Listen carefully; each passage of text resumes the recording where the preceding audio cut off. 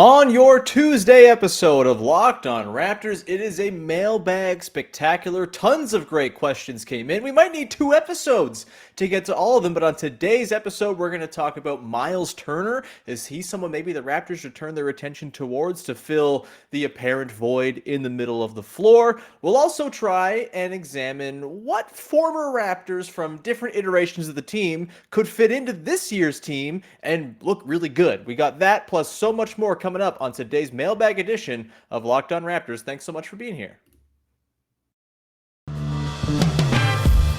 You are Locked On Raptors, your daily Toronto Raptors podcast, part of the Locked On Podcast Network, your team every day.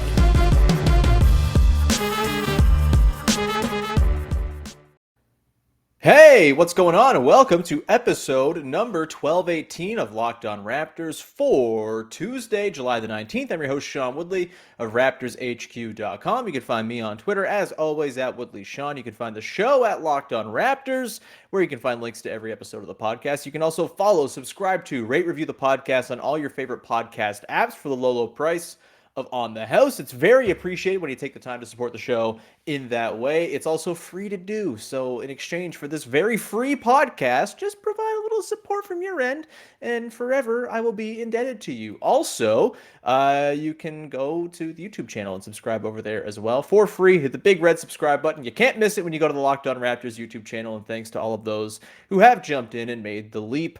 All right, on today's show, got a lot of mailbag questions to get to. It's a really fun list of questions. Got some current Raptors questions, got some past Raptors questions, we got some bizarre Raptors questions. It's probably going to take more than just one day to get through all of these ones, but that's perfect because it's the off-season, baby, and we have plenty of time to entertain your wonderful questions. We will get into questions about the sort of guys from recent or past Raptors teams who could fit really nicely this year. That'll be on today's show. Also, a question about the Raptors fandom at large and whether the Raptors are, in fact, one of the best fan bases in the league. I think it's a fascinating question that we'll get to later on. But first, I want to talk about this question that comes in from Corey Perrin, who asks, should the Raptors turn their attention to a trade for Myles Turner? What's the potential cost?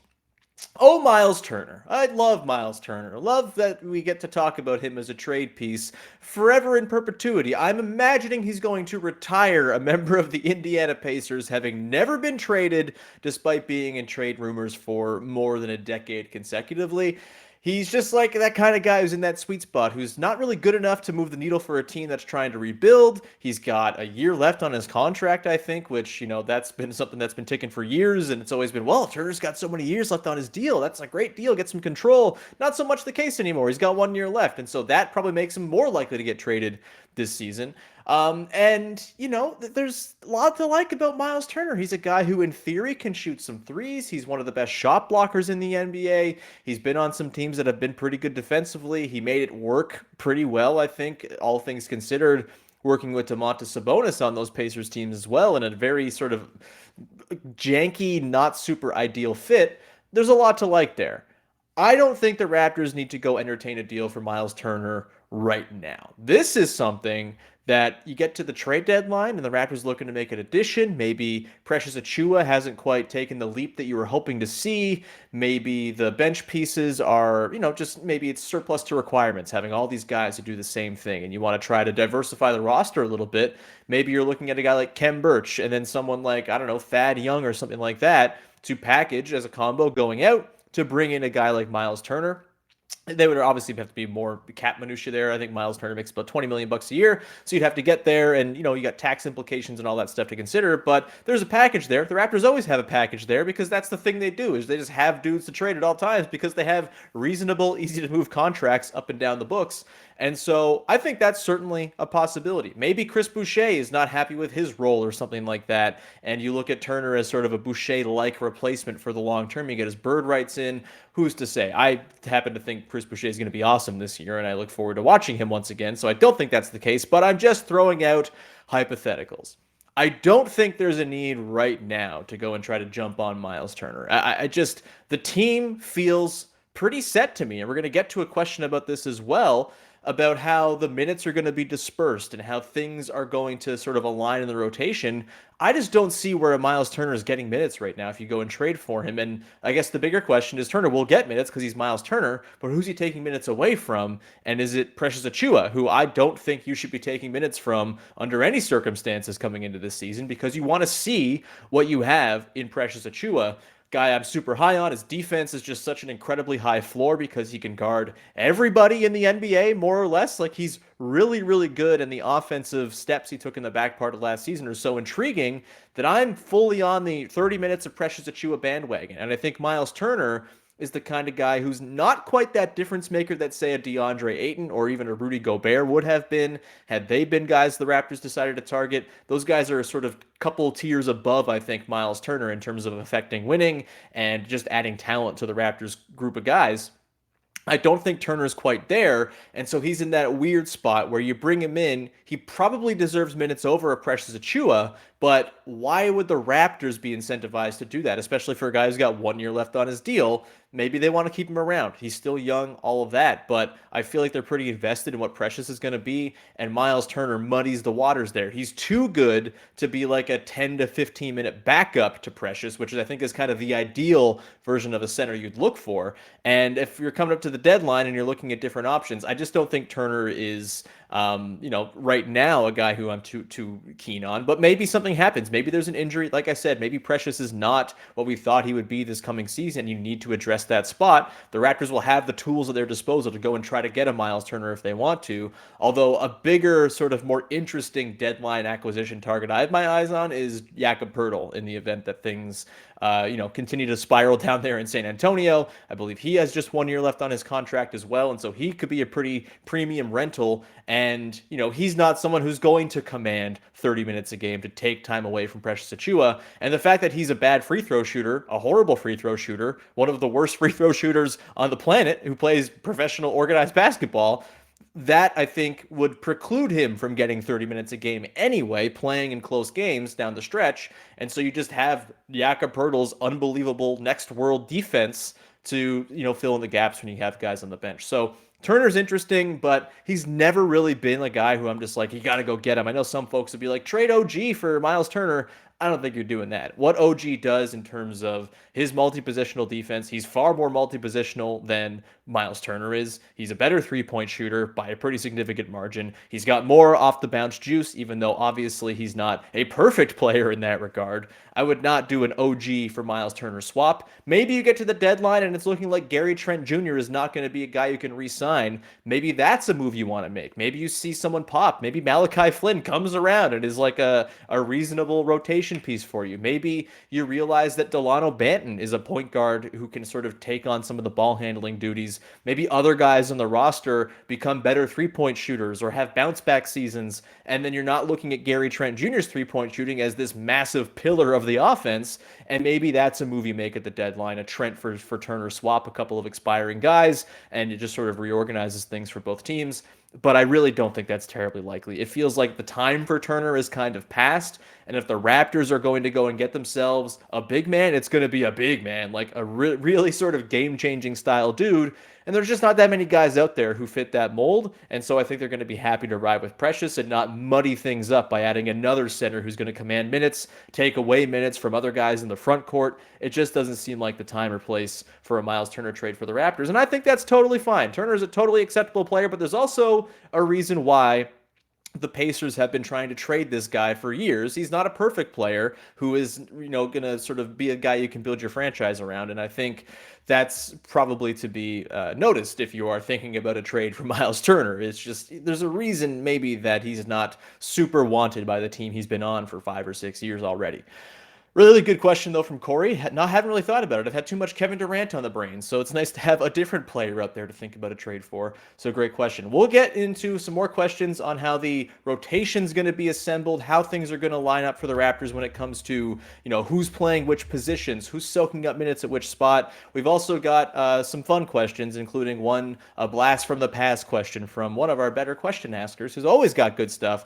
That one will come up very shortly as well on today's show. But first, want want to tell you about our friends over at Built Bar, who make the best tasting protein bars money can buy, and they have joined the Marshmallow Puff game in recent months as well, and they're doing it pretty darn well. I am not a person who likes marshmallow typically. I find it a little bit too sweet and rich for me, but the coconut brownie chunk puff and all the other puffs they have over at Built Bar do a great job of making it seem like you're being indulgent without it being sickly and sickening and overwrought with sweetness and sugar. And you also know you're not getting all the bad stuff. You're getting collagen protein, which your body absorbs more efficiently and provides tons of health benefits. You can eat something that tastes good and is good for you. And the best part about Built Puffs is, of course, they taste wonderful, but you can also enjoy them guilt-free because they're actually good for you. They're the perfect treat, perfect for when you got a craving, when you need to power a workout, you've just gotten back from a workout and don't want to ruin all your good work by ordering fast food like I just might later on today.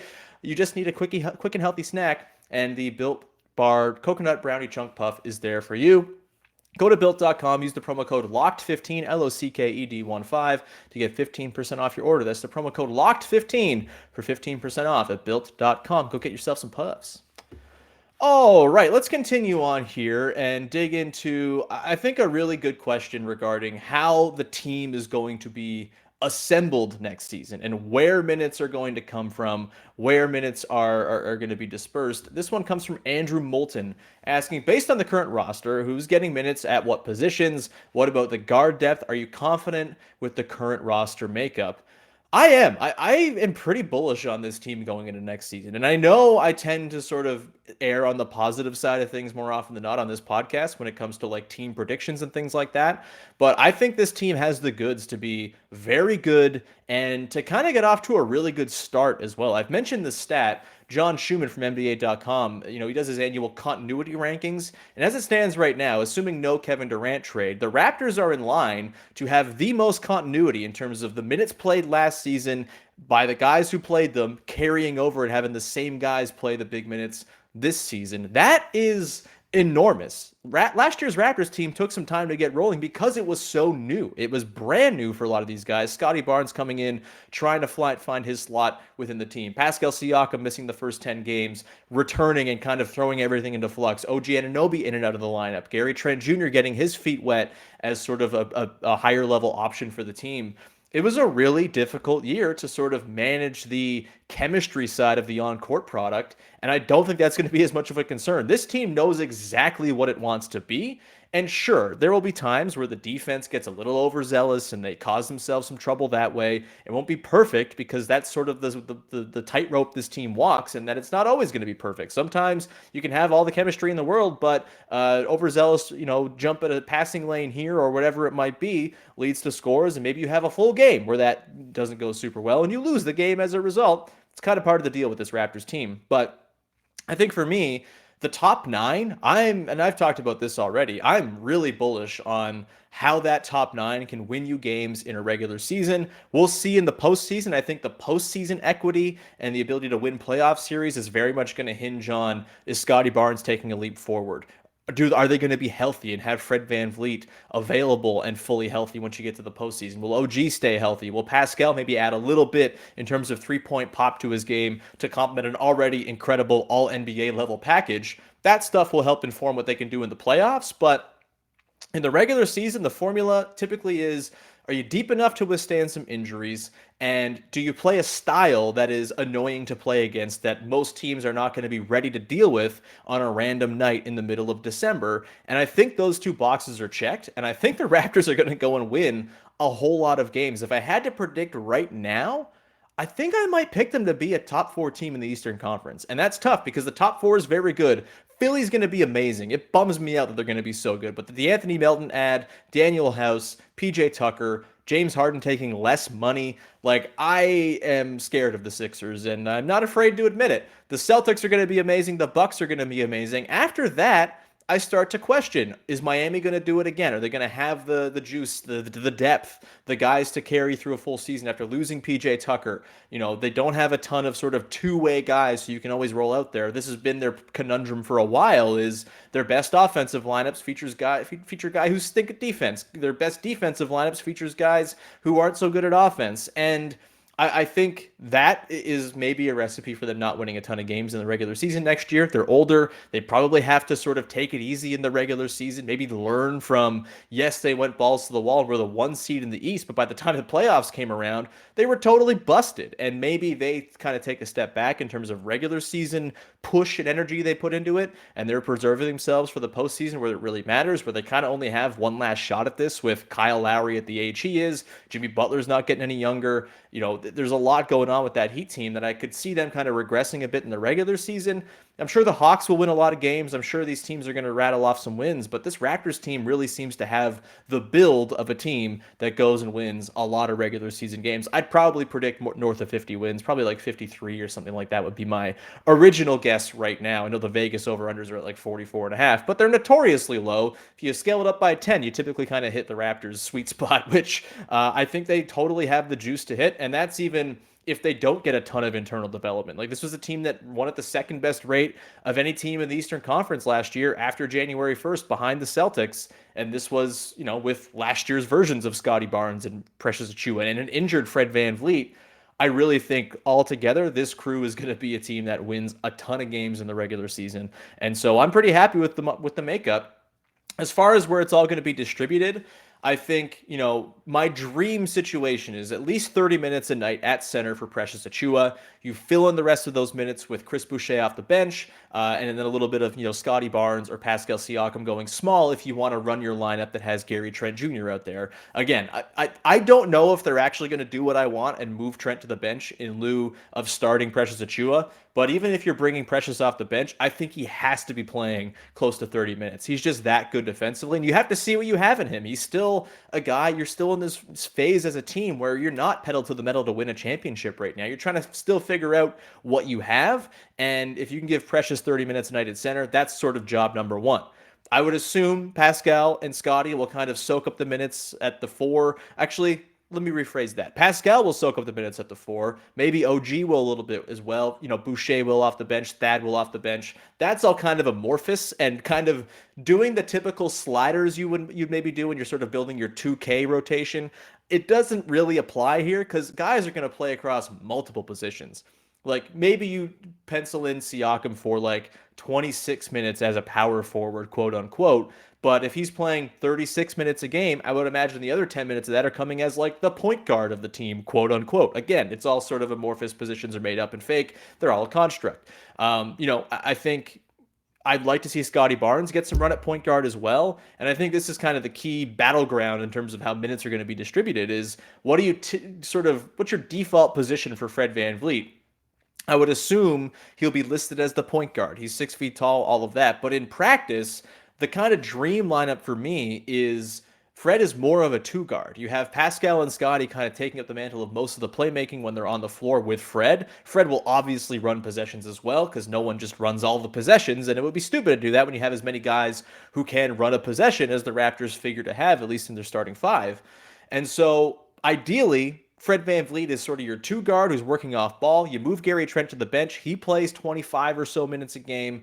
You bring Fred's load in terms of just possession by possession down by not making him be on the ball at the time. You bring his minutes total down, ideally, because you can fill in those point guard minutes with Scottie Barnes and Pascal Siakam and still backfill the 3 and the 4 with guys like, Thad Young, Otto Porter. Like, all these guys can kind of fill in across 2, 3, 4 wherever you want. You'll have some small ball 5 in there, I'm sure, with a Scottie or a Thad Young. But like how they distribute the point guard minutes, I think is going to be really fascinating to me, and sort of like what the basketball reference breakdown is of, all right, this guy played this many minutes at this spot, this guy played this many minutes at this spot. That I think is going to be a thing to watch throughout the season. Those are kind of imperfect breakdowns. They're not always going to capture exactly what's happening on the floor. They're often measured by height and all that. But I think in practice, the dream sort of scenario for how this is all going to happen is Fred is your point guard, in listing only, but is actually kind of more your two guard, and you have Pascal, Scottie, and maybe some other like Thad Young kind of working in those playmaking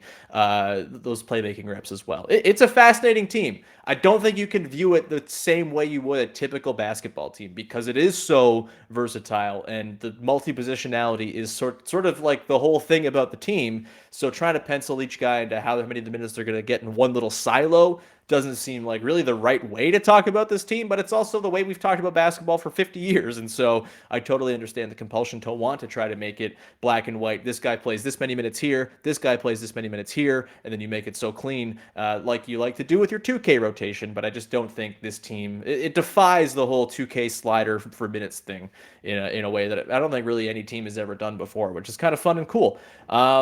Great question from Andrew, though. We got a couple more questions we're going to get to on the other side of the break, and then all the other questions that we're not going to get to I will do on tomorrow's podcast, because it just seems like we're going to have to go ahead and do a two-part podcast with this, and that's totally fine.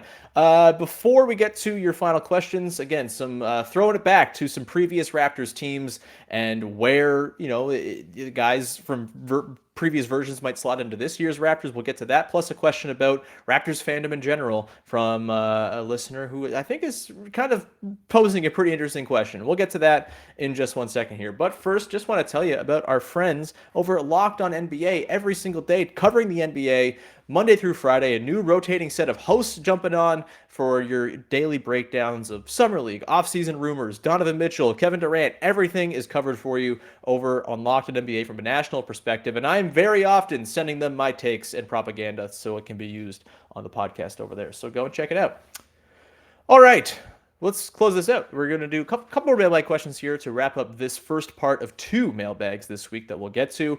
Also, I want to note, on the topic of mailbags, in August, I will be going away for my honeymoon, and I'll be pre-recording a bunch of episodes in the next couple of weeks to have roll while I'm away. One of those will be a 3-part mailbag that will run over the course of the full week with Katie Heindel. We're recording that this Friday. Please send in your questions. I'm going to do a little prompt in the community tab on the YouTube channel, and also you can send it to me on Twitter. I'll put out a prompt for that as well. But as many questions as we can get for that as possible would be great, so we can do a little mega mailbag and hopefully have it be pretty evergreen in August when I am not around to post fresh new daily episodes. But that is just some housekeeping to keep you abreast of. All right. Let's get to this next question here. This is a fun one. It comes from B-Ball Thinking. Which one player would you choose from 3 past pre-Masai teams who would make the biggest difference on the 22-23 Raptors? But you can't take the best player. The eras are 1996-97, no Damon Stoudemire. 2000-2001, no Vince Carter. And 2006-07, no Chris Bosh. Player chosen as who they were that year. Very specific question, but I like specific questions. This is an awesome one. I've done my perusing, and I think I've figured out what my answers are here. For 1996-97, I think this is clear. This is the guy who I always think of like, wow, imagine this guy was on any other version of the Raptors. Imagine he was on the Bosh teams. Imagine he was on the DeMar and Kyle teams, kind of maybe in the DeMari Kara role. Imagine he was on this team as a backup 2-guard. Like, it would be awesome. The answer is Doug Christie, former guest of this podcast, Doug Christie, who is really, really, I think, underappreciated. He was so good. And in this, I'm just pulling up his basketball reference here on my laptops, which is why, if you're watching, I'm looking way off screen because I have a different screen going. But the 1996-97 season for Doug Christie, he played 81 games, started all 81, played 39 minutes a game. Nick Nurse would love him. 14.5 points, 5.3 assists, 5.3 rebounds, 4 assists, 2.5 steals, and half a block a game. Shot 38.4% from 3 on 4.7 attempts. Very good for the mid-1990s.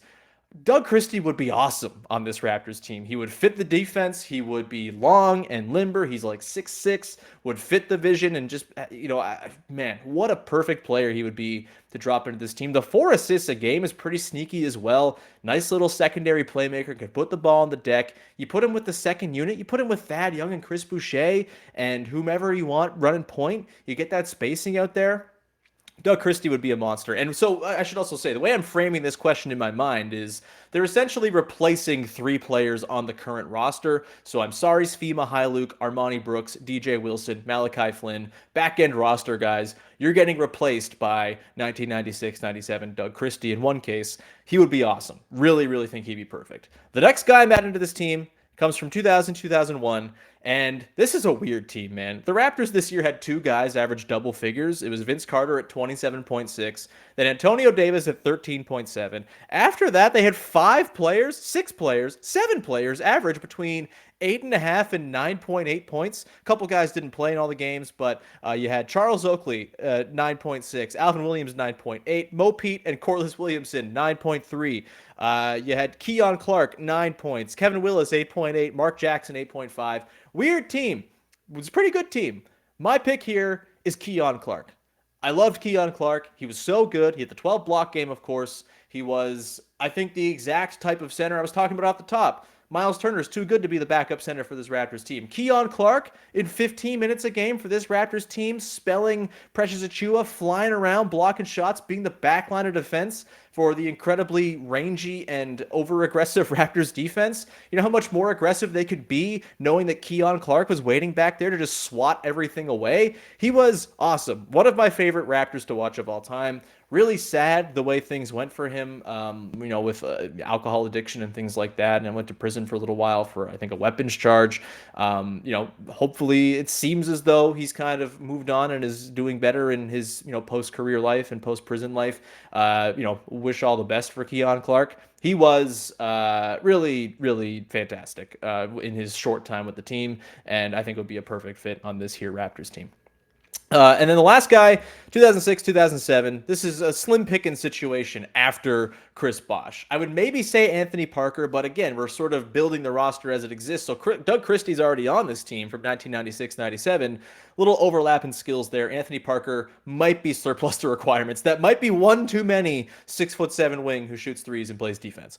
For me, I'm going Jose Calderon for this one. He played 77 games, started just 11, and this was not peak Jose where he was sort of like fringe all-star type, but he was still really good, averaged 8.7 a game, 5 assists, nearly 2 boards, shot 33% from 3 on just 1 attempt, which is, I guess, not what you want, but I think as like a backup guard to play 10 minutes a game in like the Malachi Flynn role behind Fred VanVleet, I think that would help limit Fred VanVleet from getting busted and broken down into dust and would give Jose Calderon his first real shot of a regular NBA run. I guess if we're moving him from that year to this year, that's how, I don't know. Leave me alone. I don't really know how this all works time-wise. My brain hurts. But either way, Jose Calderon, not yet at peak, but also still pretty darn good as like a secondary point guard running the offense, was the backup to TJ Ford on that team. I think Jose Calderon would be a really fun addition. You wouldn't have to play him in the postseason or anything like that. You wouldn't have to worry about his defense or him throwing balls away, trying to find Chris Bosh in Game 6 against the Nets. I'm sad. But you would have, I think, a pretty reliable, capable backup who was a very cool dude who makes hams. What do you not want about that? So those are my answers. Doug Christie, 96, 97. 2000, 2001, Keon Clark, and then Jose Calderon joining the Raptors. Back end of the roster as guys like, I guess, 10 through 12 or something like that. Really good question. Last question here comes from David Sapernard asking, is it true that Raptors fans are considered one of the better fan bases in the league, or are we just caught in our own internet bubble? Is there someone out there who would have a good objective handle on a Q like that? Look, probably not. The thing about fandom is that it's insane in its core, and that's the best part of it, is that it makes no sense, and that it's irrational and silly, and that is why we like it. It's nice to have irrational, silly things to rally around, and to have a group thing to be sad about, or happy about, or whatever you want. I think Raptors fans are very good. They are obviously very loud and very devoted, and I honestly think the sort of lesser vibes we've seen in the Scotiabank Arena the last couple years are not in any way due to like the fandom not being great. It's entirely due to price gouging and making it so it's not attainable for most regular Raptors fans to go to a Raptors game. It's ridiculous, and it's something I think the team really needs to look at. I don't know how you curb it, because capitalism is what it is, and it's going to continue the wheel of moving forward and making things more and more unattainable and expensive for people. But like you gotta try to find a middle ground here where it's not $200 for an upper bowl seat for a Wednesday night game against the Hornets. It's ridiculous. And so that's kind of my big concern about the fan base is that they're not actually getting the chance to be the fans that are front facing in the arena. And that maybe sort of drives down the overall impression of the fan base. They're not there at the start of tip off and all that.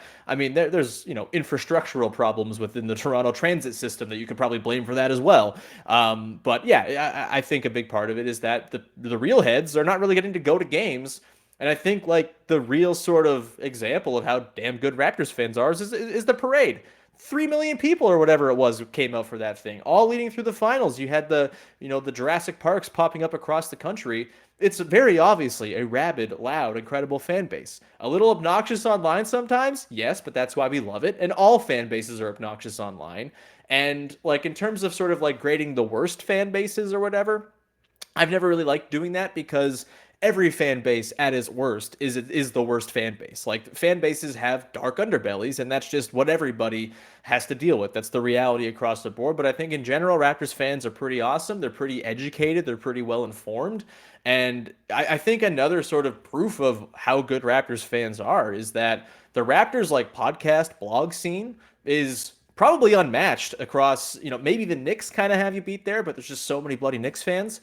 But I think it does speak to how good and how well-informed Raptors fans are that, hey, maybe they don't get the right coverage that they want from the national outlets. Maybe they don't get it even on the Canadian national outlets because hockey's so big in the sort of, the nation's consciousness, even though, that's got its own issues to it. But I think just the way that the sort of online coverage game of the Raptors has emerged and become so strong, that to me suggests Raptors fans are awesome and that they're seeking this stuff out because they love the team. And so, look, I'm not here to judge who are the best fan bases. I think everyone has, again, every fan base on its worst day is the worst fan base you've ever seen. Every fan base on its best day is the best fan base. You would never have said the Minnesota Timberwolves have a great fan base until you saw them in the postseason this year, and their fans were incredible. And so there's a lot of nuance to it. I don't think it's ever a black and white thing, unless you're Celtics fans. Celtics fans are the worst. With that, we're going to round out the show. Thank you so much for tuning in. Thank you for sending in your questions. We'll have more mailbag questions answered for you tomorrow on the show. We'll talk about guys needing to take leaps this coming season and a whole bunch more. Thanks to everyone who sent in the questions. Thanks for listening. Please support the podcast by subscribing on all your favorite podcast apps for free. It takes no time at all to go and subscribe on YouTube or on the different apps. Leave a rating, leave a review. It's much appreciated when you take that time. Also, be sure to make your second listen of the day Locked On Blue Jays. It's an all-star break. They're setting things up for the second half of the year. Maybe things are turning around after firing Charlie Montoyo. The deadline's coming up soon. You're going to want to be filled in completely on Locked On Blue Jays. So go and check that show out with Ben Schulman and Matt Bonaparte. Ben Schulman, son of Dan, if you are a Blue Jays fan. It's a pretty cool voice to have on the team. He's also called some radio games for the team this year as well. So go listen to Locked On Jays. With that, we'll round it out. We'll talk to you Wednesday with another episode of Locked On Raptors. Bye-bye.